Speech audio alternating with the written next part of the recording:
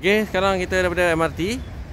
Okay, nampak ni kita dah menuju ke satu monumen macam pintu istana, pintu gerbang istana. Waduh.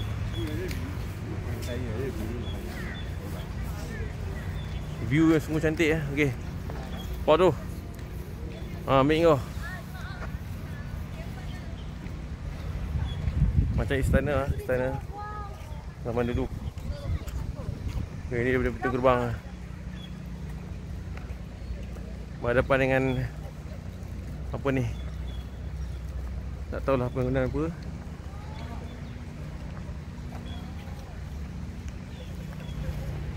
Okay, ni dia punya pintu gerbang .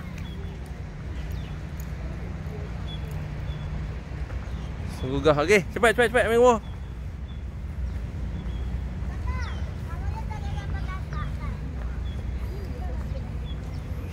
Hakim, macam istana ni, kita nak menghadap raja-raja zaman dulu ni.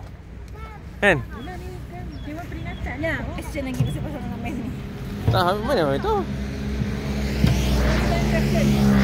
Okeylah. Okey, cepat.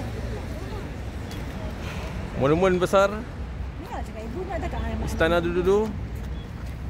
Oh dia. Okey, kita nak menghadap apa ni? sini, dekat sini je. Pemerintah. Pemerintah Taiwan . Okey. Amanda. Okey. Lagi kita akan naik atas tu. Boleh naik atas tu? Tangga dia.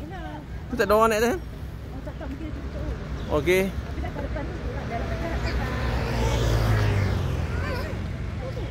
tempat ni kena respectful sikit. Okey Okey.